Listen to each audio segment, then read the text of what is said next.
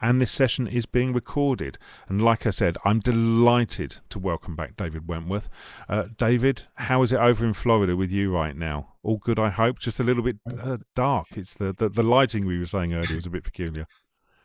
Yeah, I think given the time of day here is the only time that our weather might cross paths. I could sit here all day and just read different descriptions of the color gray. I think that's fantastic.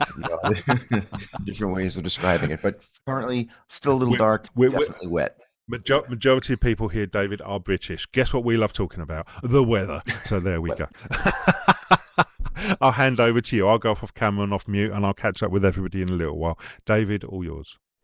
Thank you so much. And as Andrew said, please feel free to ask questions as we go through. I'm going to try to keep an eye on them and answer them in real time. There will be a little bit of time at the end for Q&A, but I'm more than happy to, and I encourage having a discussion during, and I'll answer the questions, as we go along. I think that makes for a better session for everyone.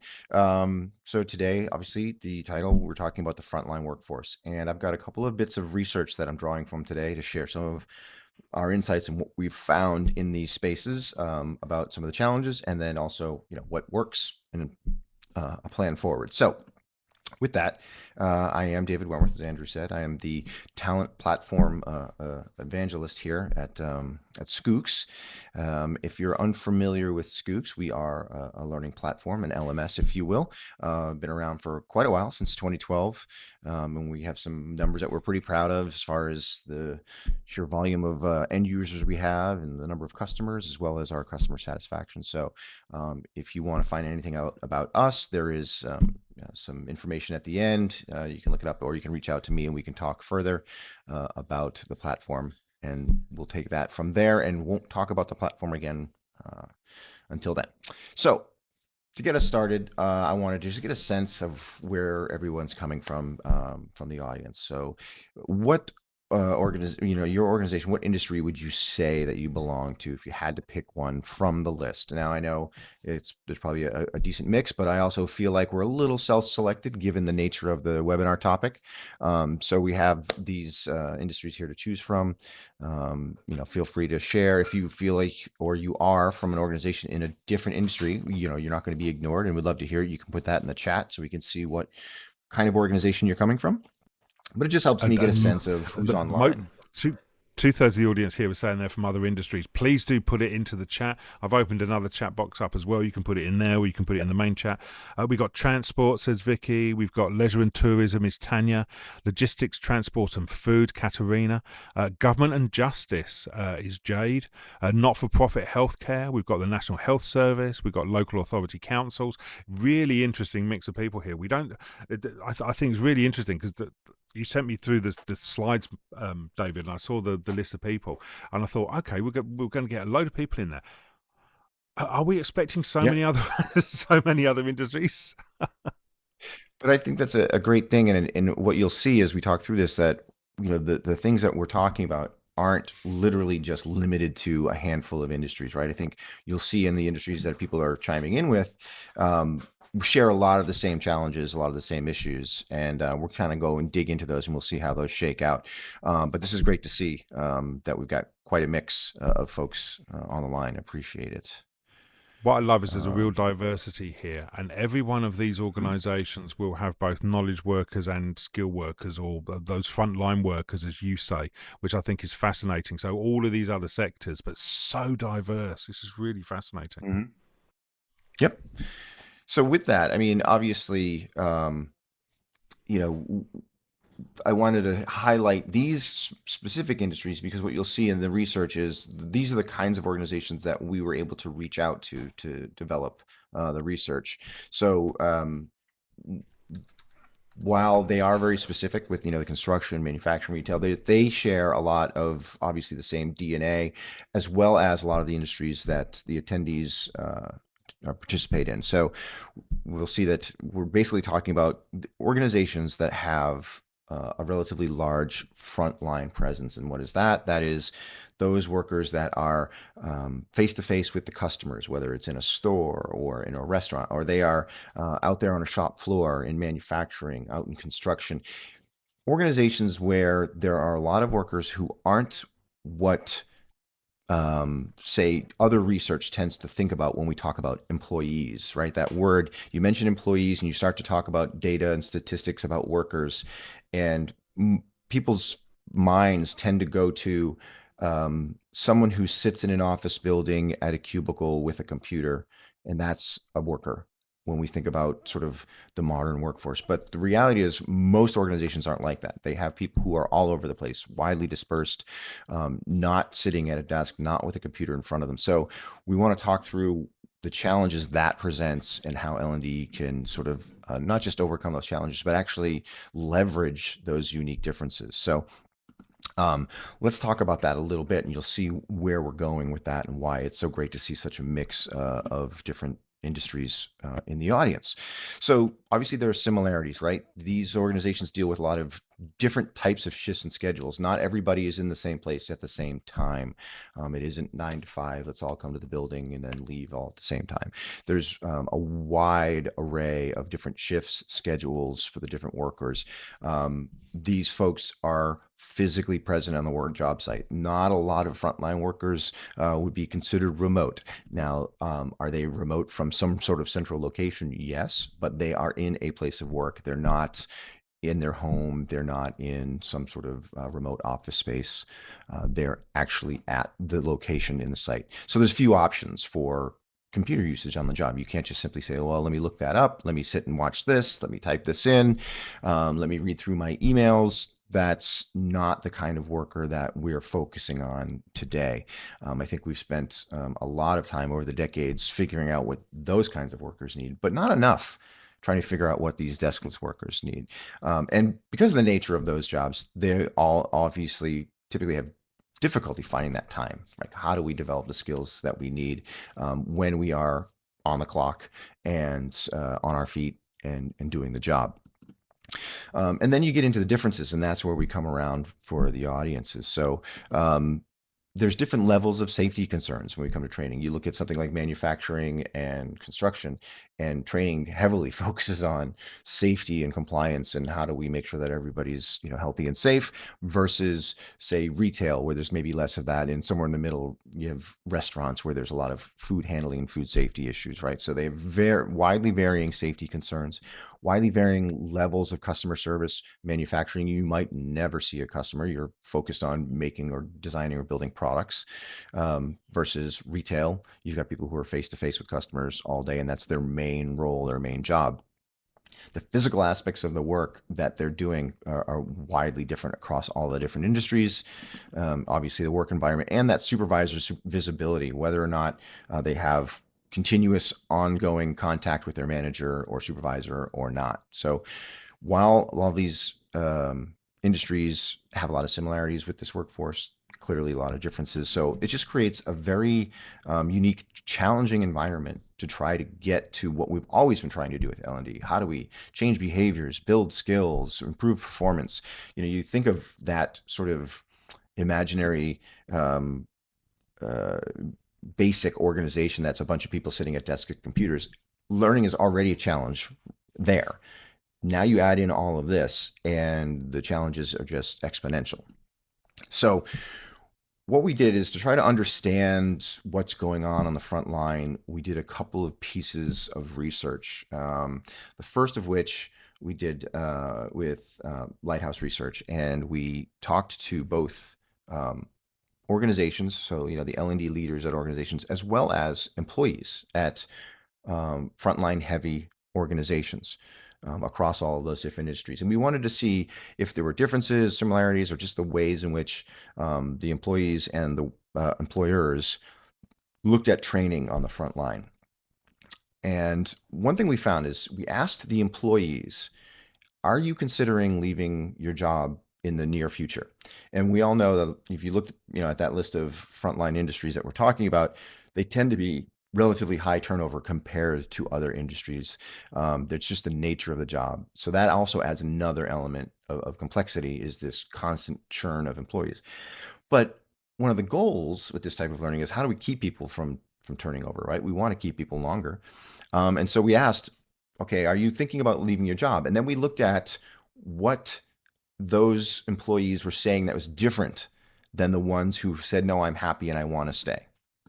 And a few things popped out to the surface.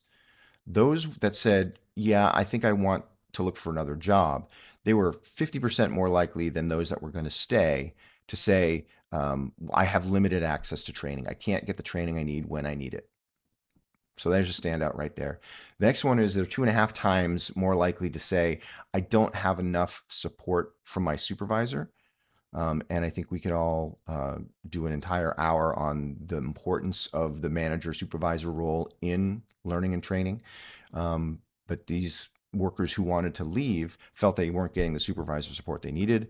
And the third highlight that stood out, or low light in this case, is they're 33% more likely to say, I don't have any opportunities to practice these skills that I've been given, these behaviors that I'm supposed to be learning. Overall, when we asked what the challenges were, limited practice opportunities was number one for employees. They said, you're teaching me all of these things, go do this, and then you're sort of just setting me loose in the real world, trial by fire. And folks don't necessarily respond to that. They want the ability to sort of practice that, to try it out, to see if they get it before doing it in a live situation. So those are the big highlights around what might be driving some of the high retention numbers in these industries. So as we get into what some of the challenges are, maybe in the chat or here in the Q&A spot underneath, what's your biggest workforce challenge? Right? Because I could give you a list of things to choose from, but there's never just one. But if you had to pick something that you're looking at right now with your workforce, if frontline workforce, what's the biggest challenge there? Especially, obviously as it relates to L&D. But if it's something as basic as retention is the biggest challenge, let's hear about that too. So whatever you think off the top of your head is the biggest challenge for that frontline workforce, love to hear it. And we're seeing already Denise is saying a lack of time, right? Time. Oh, time. I see a lot of time, which is not too surprising. Loads of time. I asked a question in the other chat about how many of your employees use technology. I was just really interested in the mix, and it's that time and access to learning, finding time, unable to get off the job. I saw a brilliant comment about, we've got, working in the bus and transportation. Engineers have got access to a tablet, but our bus drivers don't. When's a bus driver meant to stop, pause, and learn something? Do you know what I mean? If they're in the middle of driving a bus, how do they do that? Really interesting. I'm loving your comments, everybody. I like this by Ken. I don't see access to training tools, platforms, or content is the issue. For him, the challenge is engagement and how to get the field and employees to access this. And I think that's a really interesting question because engagement has come out from a few other people as well. I mean, what are your thoughts on that, David? Yeah, I mean, I can and have done entire sessions around engagement, right? So there's a whole challenge there. And I'll just sum it up briefly is that the engagement piece isn't what you built into the training. It isn't the videos, the colors, the fonts, the pictures, the interactivity. That stuff's all good and is important. That's not engagement because what you're assuming is that the audience is already excited to open whatever it is you've provided for them. And that's not a guarantee. Engagement starts way before that. It's about letting people know what it is, what it means to them, why it's important, answering the what's in it for me, and then reducing as much friction as possible of getting the stuff into their hands when and where they need it. So it feels relatively seamless and painless. That is a huge challenge. And that all ties into this lack of time. And we will definitely dig into that and start talking through that for sure, because it's clearly a huge issue. And we'll see that as we look through the results of the research, and you can see that the lighter color is the responses from workers, whereas the darker color is responses from the employers. They line up pretty well, but for both, the number one thing, as I said, time constraints and conflicting work schedules, right? So you're talking about hourly employees for the most part, right? Vast majority of frontline workers would be hourly employees. So you run into issues depending on where you are about what they can and cannot do off the clock. So training has to happen on the clock. And so how do we fit that in an environment where we need people doing the job that they're doing? So the more we get into this mindset of making the learning, the training, and the support part of the job, the better we'll do. And you can see that time bleeds into that limited opportunities to practice, and apply new skills because there just isn't time to do that. It's here's the training, get out there and do it.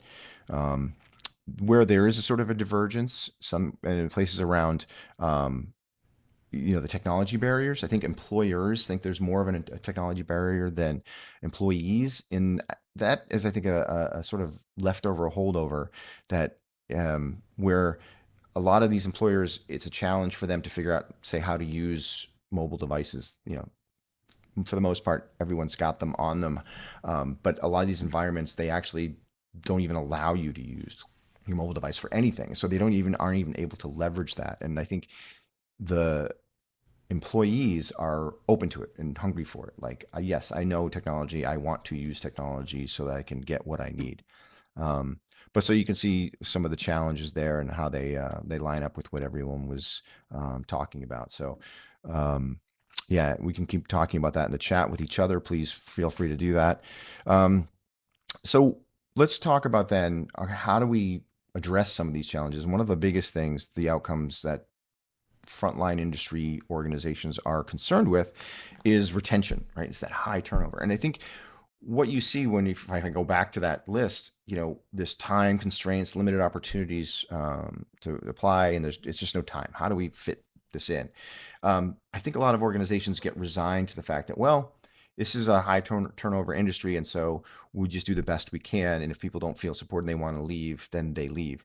And I just don't think that's the response. We can't just take high retention as a given and something to work around. I think it's something to work toward reducing, and it'll never come down to say where it is for other industries, but we can do a better job of improving that. So again, it's frontline workers who want to quit. They're more likely to say that they have limited access to training. They're more likely to say they don't have supervisor support, and they're more likely to say they have fewer opportunities to practice. So here's the thing: we've all seen it. We talked about it here. Time. There's just not enough time. So I don't have a solution that says here's how to add 30 minutes to everyone's day. You can't do it. So the truth is we have to make the time. This is the hard answer, is we can say that there isn't time, but we have to figure out how to make the time. Because if you think about it this way, this idea of practice, let's focus on that. If we don't provide the time and opportunity to practice, people don't feel supported. They feel like they don't know what they're doing. And so then they become disengaged and they want to leave, and then they leave. And so think about what the cost is to replace any worker in this environment. And if we were able to carve out just enough time for a bit better, more focused training with some practice, the return on that investment is people perform better because they're supported, they get the job, they understand what they're doing, and they stick around longer because of that. They feel supported. Retention's never a bad thing to go after, because if you are giving people what they need, not only do they stay longer, and let's admit it, let's just face facts. In a lot of these, retail restaurant, you don't expect people to stay forever. It doesn't often become a career.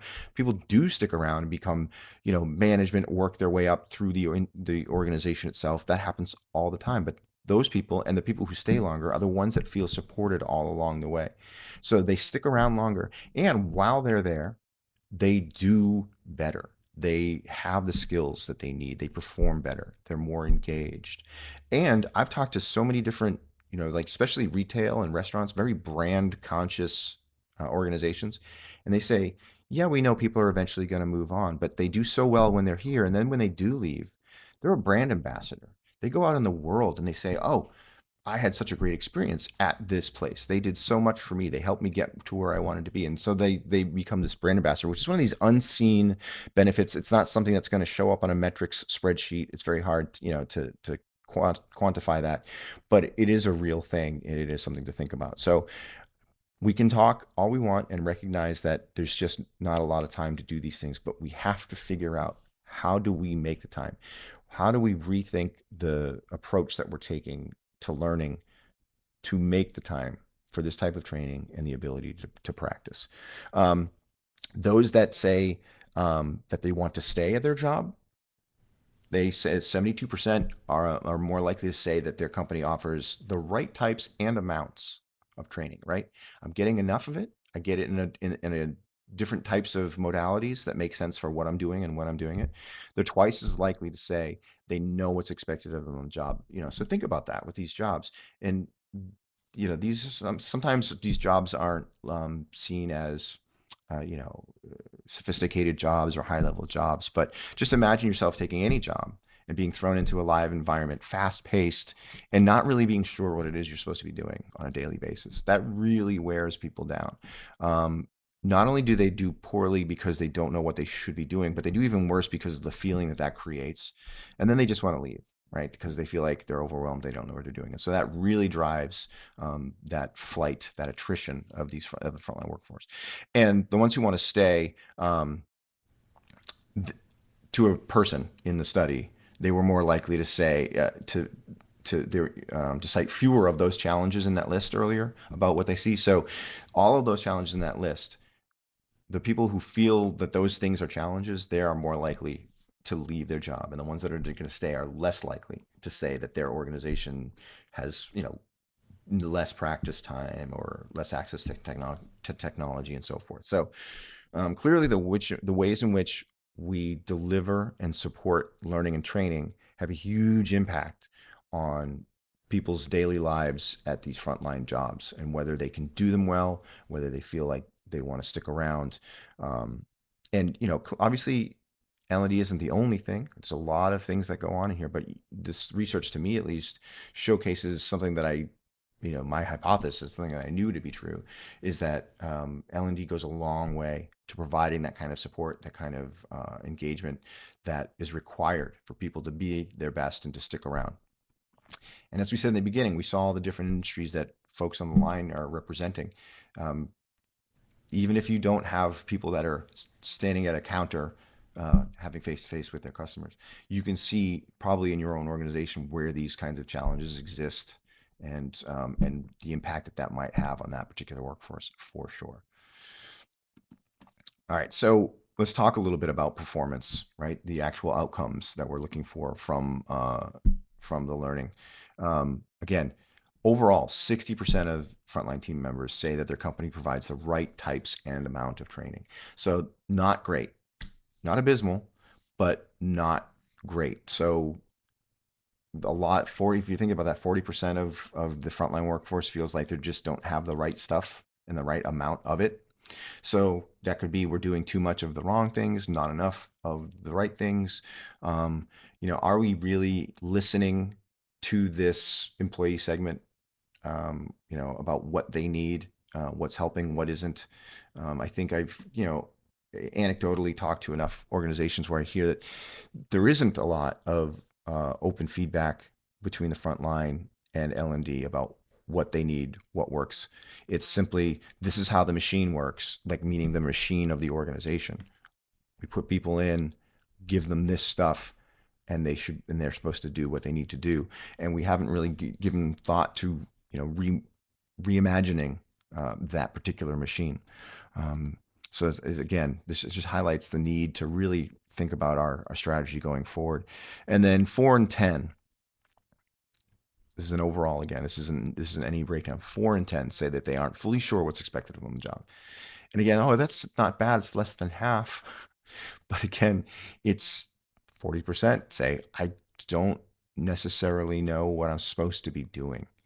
And, that's a terrible prospect for the employee, and it's a terrible prospect for the organization that you've got a huge swath of employees out there that you are hoping are representing your brand, building your products, delivering your products, creating experiences that aren't really sure how to do that.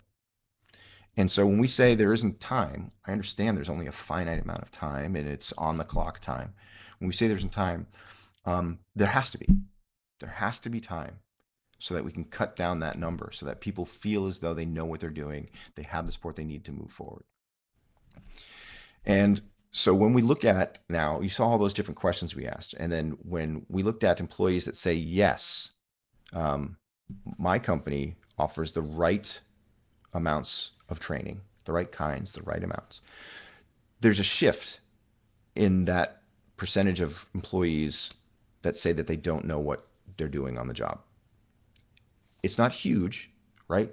It's not cataclysmic that we can make it completely erase it forever. I think that's a feeling that's going to pervade no matter what, especially in these sort of fast-paced, high turnover environments. But now it's only 30% of the workers that say, I'm not completely sure what's expected of me. And the right types and amounts of training is a very sort of generic thing. We can't ask them specifically what they're doing as an organization because everybody has a different approach. And what does right really mean, right? This is from the employee's perspective. They're at least saying, for me, this is the right amount, the right thing. So there's a couple things going on here. First of all, if people do feel as though they're getting the right kinds of training, they're more likely to feel like they know what they're doing on the job.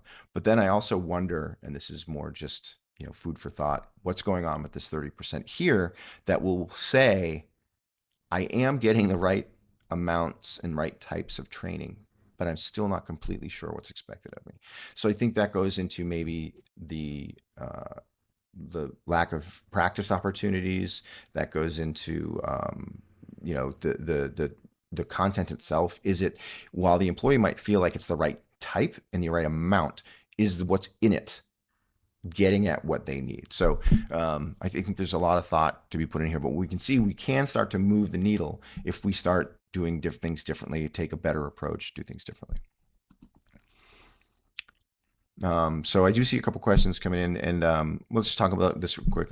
Anjana says, how do we convince the business to spend more on providing training to frontline workers, especially when it's not specifically about brand standards, right? Too often the budget is appropriated for brand training and not growing the workers. So I would say, and I have there's a QR code at the end of this, a link to one of the studies that I'm talking about. You use research like that, the studies that I'm discussing, which you can access through us here at Schoox. There's others out there, plenty of them, but look at the research, look at what thought leaders are talking about in this space, that it isn't just about brand training. It isn't just about brand standards. And we have a library full of case studies, and I know you can go anywhere and find success stories around this very thing, about how growing workers beyond the current job is massively impactful for organizations. Companies that don't think like that are being very short-sighted. They're in that attrition trap of, well, I know there's high turnover, so let's just get them in, get them out. And if they leave, they leave. We'll get somebody else. You're just shooting yourself in the foot over and over and over again because of just the cost alone of bringing people in over and over again. And then what you're losing by not having somebody stick around and develop and grow institutional knowledge, become an expert, stick around and grow in the organization or grow beyond the organization. We've got a lot of organizations that highlight that as success in their approach to training. So I would start there thinking about things to look for. From a research standpoint, like I said, you can access our studies with the links in this session in the recording if you don't catch it here today. So when we talk about the strategy of how we're delivering, you can see sort of what's happening here, and I know it's somewhat surprising, which is something that used to never surprise me. I've been doing L&D research for probably almost 15 years, and I used to be the lead L&D research practice head at Brandon Hall Group. We did a lot of these studies, year after year after year after year. The number one ways in which companies deliver training is in-person classroom training, and it would blow my mind that it would never go away. It was always number one. And then COVID hit, and suddenly you couldn't do that, and so there was a brief period of time where it dropped, but it's come back. And this study shows, we asked the companies, how do you prefer to deliver learning to this frontline workforce? And you can see construction, manufacturing, in training class with an instructor. Now, on the one hand, that makes a lot of sense in those organizations, right? Very hands-on. Here's how you physically do the thing. But you can see food and beverage also still number one. So still a lot of in-person classroom training going on. We're starting to see, where retail might have the opportunity to do it in the store. They'll have like either the POS system, the point of sale system, or they'll have a computer in a back room or a tablet that the employees can use to take the training on. But again, even, what's it been? Was it 2007 the first iPhone became available, and we're now 2025, and very little access to mobile devices going on. I think there's a big holdover of outdated mobile device policies at organizations. And there's also this thing about these particular workforce, these frontline workers, where I know this isn't how it's presented, but it comes across as, well, we don't trust you to have your mobile phone because you're going to go do this and you're going to go do that and you're not going to be doing your job. You're not going to pay attention. I think that sells the workforce short. It puts them in a mindset of what you really think of them if this is your approach. And you're cutting off an incredibly effective point of communication, point of access for people who are in the field, in the store, on the floor, doing the things they need to be doing. The ability to use a smartphone to scan a QR code on a manufacturing machine to know whether or not A, you're certified to use it, B, if there's been any updates to how the machine works, what its most recent maintenance was. We've seen organizations starting to do that. We see restaurants, instead of just having posters of the menu items on the wall, scan a QR code, quick video refresher on how to make the item. Or, we see in restaurants a lot this limited time offering. So it's something that they make. They aren't used to making it. They didn't make it, a week ago. Now they have to make it for the next 3 weeks. So access to quick videos or other media to show you how to do that and give you that support. So there's a huge opportunity here if we can reconcile how we feel about mobile devices in these environments and whether or not we think that workers can be trusted to have them out and with them while they're doing this. I'd love to hear anything in the chat about your own organization's interactions with technology, mobile devices. Do you have a policy? Is it every person for themselves, or is there a standard bring your own device policy? Would love to see any of that discussion going on there.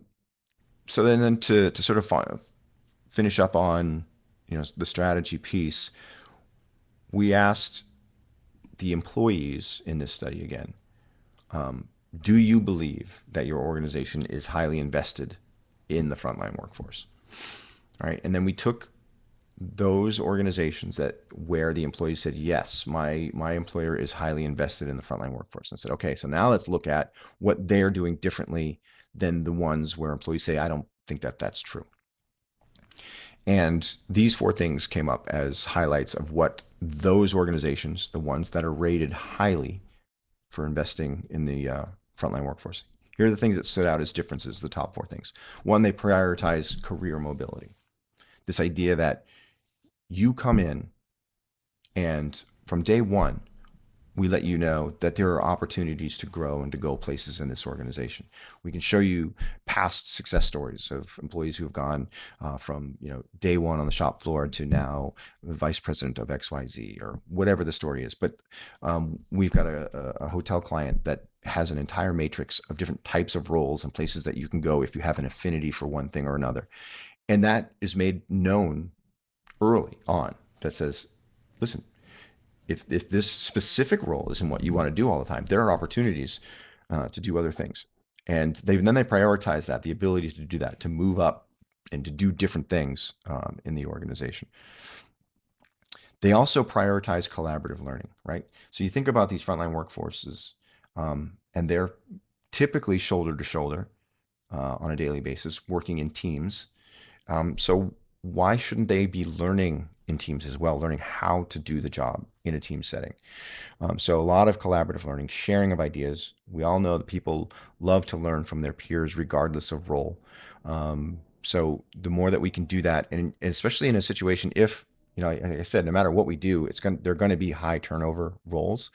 So if you can have new people working shoulder to shoulder with, or learning shoulder to shoulder with experienced employees, that's huge, right? To show, how it works, what we do, and how that goes. So a lot of collaborative learning in these organizations.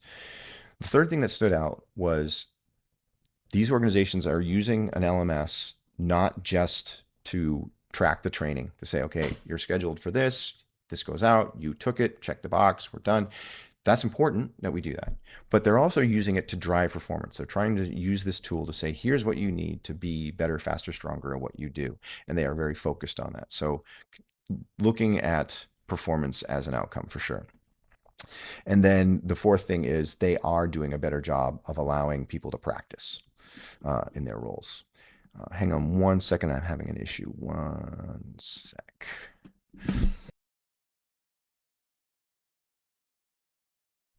Please do continue with your comments and questions as well. Claire, I've picked up your question and moved that over into the other box, but please do ping your questions through.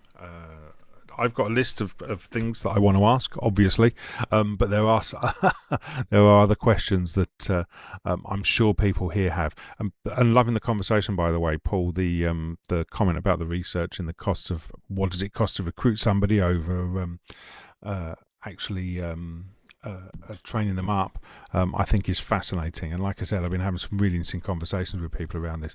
It used to happen a lot when I worked in local government and the cost around there. Are you good there, David? Yeah, all set. Thanks. Sorry about that. Excellent. No problem. No problem at all. All yours. Mm-hmm. Yeah, and I don't know if you had touched on this one too, Andrew. I was interested in it, and since we're looking, where Claire said, how do frontline workers want to learn, right? The feedback that she hears is that digital learning feels more like homework and they want more to face. And that's a great point to make because there's a couple things going on. Yes, we want to listen to the learners themselves, right? And give them what they want, what they need. But, to be honest with ourselves, is that really what's going on there, right? Because it could be that, first of all, they're very used to and comfortable with face-to-face. That's, the normal way, the typical way things are done. And is maybe the digital learning falling somewhat short in how it's done and how it's presented so that it feels like homework? I'm not trying to be, aggressive in that, saying, well, that means that your learning is bad. I don't mean that. But if the digital aspect of the learning feels like homework, well, let's look at that then. How do we keep that from happening, right? Yeah, if your audience is telling you what they want, let's defer to that to some degree. But the issue might be in what's going on in the digital learning. And look, that's not a surprise. I mean, I've done enough research and been out there to see, and you can see it in any publication that you want to look at, that historically, digital learning assets haven't always been great. So maybe there's something to fixing that and finding the balance. I'm also saying clearly, it's not all one and not the other, right? It's not zero sum game. It's what's the mix, what's the blend, what makes the most sense for people, at the time. Anecdotally, there was a organization, the company, they manufacture ice machines for hotels, wherever, convenience stores, wherever, where people go and get ice out of the machine. Those need maintenance and repair, and so they train the repair people. And prior to COVID, it was all in person. You get where does the wrench go? Like, how do we look at the pieces? Where is the wiring? So the in person with the machines. COVID happens, they can't do that. So the trainers were like, we got to do something, and so they took it upon themselves to set up video setups that had multiple cameras pointing at the machine, and they would have a microphone on so they could talk their way through everything they were doing. And the learners were like, this is 1,000 times better. I don't want to go back into the room, because when I'm in the room, I can't see everything. I'm looking over shoulders. I'm looking around the instructor. I only have the one point of view of the machine. Maybe I didn't hear everything. With this, the way they were doing it, it's like I can see everything you're doing. I can hear everything you're doing. And so they just kept doing it that way, right? So there's these opportunities to think about things differently. But it's a great point, Claire, because you do want to listen to the learners. What do they want? And listening to learners isn't just, hey, click here to give feedback, right? We have to actually give them multiple opportunities to provide some feedback, and then we have to act sometimes on that feedback when it makes sense, and be very transparent about that so that people are then encouraged in the future to provide feedback. Because if you just let people scream into the void and nothing ever happens, pretty soon they stop screaming, which is probably the outcome you're after anyway, but it doesn't really fix anything. So yeah, I really like that point, and I appreciate that insight, Claire, very much so. So again, just wrapping up on this, practice, practice, practice, practice.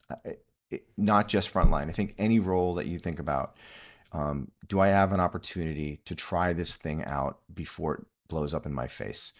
Right? And you think about some of these roles. It's, retail. Do you want someone who's really not sure what they're doing, having a live face to face with customers who may not enjoy that experience? Manufacturing. Do you want someone who could possibly get hurt trying something new in a live situation? So the more that we can figure out ways to carve out opportunities to practice, the better we're going to be. That whatever it is that you do to create that time, whatever that costs, right? Because we all know time costs money, and other, there's other costs involved. But every little bit that we do will pay for itself exponentially, in the performance that you get out of people, the engagement that you get out of people, the longevity that you get out of people. So it's really something that we have to consider in these spaces. So this other report, which I think is going to be more interesting to folks, and the QR code will take you to this, is one we just recently did, because it's more of like a vision forward. Like how do we approach the front line? And our great friends over at RedThread did this research in conjunction with us here at Schoox about what it takes. And so we boiled it down to three basic areas. And, very often this is like, if we're all familiar with the idea of the 70-20-10 model, right? So 70% of learning is, experiential, 20 is informal, 10 is formal. But in any given situation, the blend should and does change based on the needs.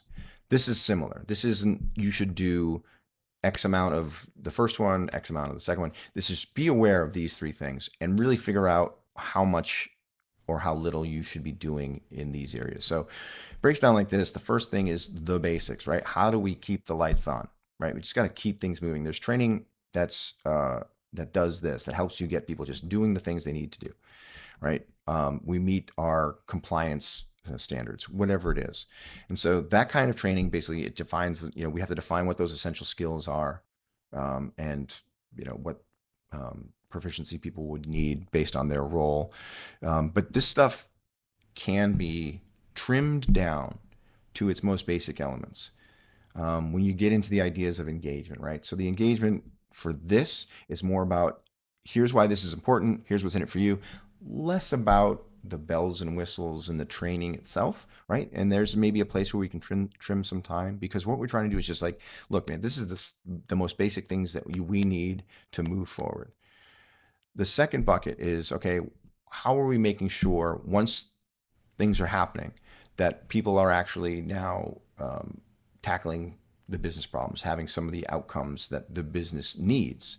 And so we build training that's a little bit more in depth here, and we're using our ability to understand what the gaps are in our company as far as what skills are needed and what we have based on the roles. How do we figure out what those gaps are and we close those, make sure that people are getting what they need when they need it. And it's solving those daily issues beyond, here's what you need to know just to show up to work and start working. There's, okay, here's how we fix things, here's how we move on, here's how we share knowledge. And then the third bucket is, okay, the bigger picture, the long-term success. What, as an organization, are we going to need next? If people do want to move and grow in the organization, what are those pathways? What do those look like? What are those skills frameworks? How do we give people an opportunity to try some of these different things so that they can find out what they're good at? That's a challenge here, as you talk about career mobility, internal mobility opportunities. A lot of times in these frontline roles, people don't come into them going, I want to be this level manager, or I want to run this, or I want to be in this part of it. They don't even know those things exist a lot of the time. So helping learners discover for themselves what they have an affinity for, a skill for, a knack for, and helping them build on that. So And then, the finding coaching and mentoring opportunities, that's also something that's not talked about a lot in the front line, right? We tend to save that for, well, for the most part, for like leadership development, like leadership coaches. We're starting to see more, democratization of coaching. We're seeing it happen at other levels in the organization, but I think frontline workers is where it probably happens the least. But there's a lot of potential for success there. That learning shoulder to shoulder. But if you're doing that with a coach or a mentor, I think that's a lot of opportunity for growth there. So again, there'll be a QR code that can take you to this study if you want to read more about it. But it's a great blueprint for sort of thinking about how much are we doing of any of these things, and do we need to shift priorities somewhat based on our needs. And I know we're coming up on sort of 10 minutes left, so I wanted to continue the discussion. I want to look back through what people are saying, but if you have any thoughts, new thoughts that you have, please throw those in the questions or in the chat for each other. And I'm going to, Andrew, you've probably been keeping track. There's probably some other things you want to bring up already that have come through. And as we do that, I will put up that QR code if people want to scan it while we're chatting. So fabulous. Thank you, David. So there's a thread of some of the conversation which has been about, which I think is interesting. So there's a question around metrics, I think, which is we seem to focus on completion and activity rather than impact for frontline workers in a lot of cases. How do we move that and shift that to try and improve the value of sort of like frontline training and frontline learning? I think the first thing is it's maybe tough pill to swallow, but take a look at yourself, because I think there's this pervasive idea that, look, we've been in this business, whatever it is, for so long. We know how it works. We know how this restaurant works. We know how this retail chain works. So we've got the training. We've built it over years based on our experience. We build it. We know it's good, and we know it's right. So all we have to do is make sure people finish it, and that is the outcome. Move on to the next. We've got to stop that.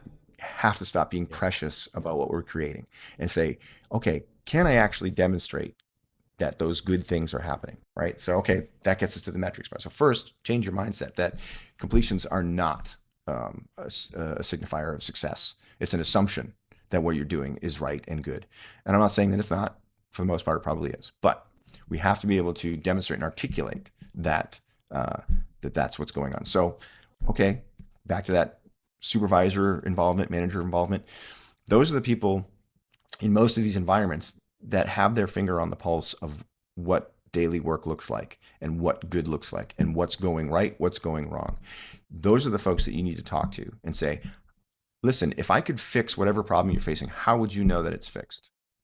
So how do you know you have a problem? Let's start there. Describe that to me, right? That's your baseline. And then how would you know that that's better? Okay, then that's the thing that we have to look at. Because the truth is, in any of these cases, whatever kind of training you're building for people, there's a reason why it exists. There's something that is trying to be solved. Either there's a lack of something, something's not being done properly, something could be done better. The organization is already sort of tracking that information, whether it's store sales, customer satisfaction. It's all out there. Those are the things that you're after as a learning professional, learning leader. It's not people, they really liked that thing that they clicked through, and 98% of them finished it. So job well done. No, what are the things that the store managers are struggling with, the district managers, the shop floor leader? What are the things that they're struggling with? Are we solving that? And they can provide you with the metrics, right? You don't have to suddenly develop metrics out of thin air. I have to create some new sort of performance metric. They exist. Somebody in your business knows what good is, and work with them to articulate, okay, I now understand what that is, and now I can translate that into training outcomes. Yeah. I'm sitting here clapping away to myself. I wrote a book about proving impact, and there's a load of stuff in there that exactly talks about don't create new metrics, find the stuff that already exists, because exactly as you say, they're measuring customer satisfaction, they're measuring customers, that existing customers spend, all of that is existing. You should be able to link to that data, which I think is absolutely spot on. What are some of the barriers apart from the time barrier. We haven't got time, which I think is interesting. Or we don't have budget to do anything more. I think that, again, really interesting. Thank you, Paul, putting the research in. It's cost 16,000 in terms of cost to bring in a new manager, 9,000 to bring in a new employee. That's the cost. But how much is it going to cost you to train somebody? I think it's fascinating. So we take time and budget away. What are some of the other barriers you think to bringing in more frontline support for people? Well, what are some of the barriers that sit around that? I mean, I think I touched on it a little, but I think it's a baked in perception of the roles themselves and the people who have them, that these are transitory jobs. The turnover is going to be high. It's so why make the investment when the reality is if you make the investment and you make the effort, you actually will see more engagement and better retention, right? So it's, chicken, egg, whatever you want to call it. It's like what comes first. And I think the idea is like you can't just sort of throw your hands up and say, well, turnover's high and things are moving too fast. We've got to do it this way. It's just not true. So I think that's a challenge. But on the other side of that, we also have to be realistic that in a lot of cases, a lot of these employees, these workers, they don't care what you're doing. They don't show up every day going, oh, I can't, I wonder what magic the L&D team is going to provide to me today. That's just not how they just want to get in. They want to get out. Right. And they're not really interested in what you're doing. So the more that we can make what we do feel unobtrusive and frictionless and helpful, the better. I mean, you've already got people in relatively high pressure situations. And I know it doesn't seem like, because these frontline jobs, again, people think of them, well, they're not that important, but in the moment, they're pretty high stakes. It's the product, it's the customers. You put them in there, and you don't support them or act like they matter. It really starts to show up in the performance. Yeah, absolutely. And the frustration for me is, again, we look at that diversity of all the different industries here. That perception that they are just, I hate the word just and only, that we see in work a lot. They're just a barista, or they're just a waitress, or they're just a server, or they're just we need to celebrate the fact that people have those skills outside of that. Yeah, this is something that comes up actually in some of the conversations I have with our clients who are in these industries. Is they go out of their way to make sure they never, like there's Sport Clips, it's a haircut chain, that is a customer of ours. They go out of their way to never refer to somebody as just a stylist. Like you can't do that, because this is one of the things we talked about, the career opportunities. Very important to show that the possibilities and that career mobility, but you can't do it at the expense of people who are satisfied and content doing the job they were hired to do. That those people need just as much support, absolutely, and as much and as much celebration as somebody who wants to someday run the company, right? So there's a definite balancing act of, listen, this is the job that you have for now, and that it's temporary. Great, we're going to give you everything you need to be super successful doing that. Awesome. So nobody has any questions for us. You've all been very quiet. I'd love the chat, by the way. I love the conversation. I hope the people who've come along for the first time will come back again. Please express to David how well his session went. Please put it in the chat and let him know how well it went. Or give him a little applause. You can give him a little applause next to your name at the top with the at the top where it's got the status bar. You've got a link to the Schoox demo page. David and my details on LinkedIn. Details of the webinar, the recording, will be available, plus also future ones as well. Excuse me, sorry. Oh, pardon me. Make sure that you scan that code to get a copy of that report. It's fascinating. RedThread, I'm a big fan of the stuff that RedThread do. Some really, really good stuff from RedThread. And there's a load of really good stuff in that report. Thank you, everybody. I am going to put you all on hold very shortly. I can see there's a couple of people still typing, but really, really useful session, David. Thank you again. Thank you, everybody, for your comments, and we'll see you all again in a few weeks' time. Take care, everybody. Have a good summer, and we'll catch up with you all again soon. Take care. Thank you.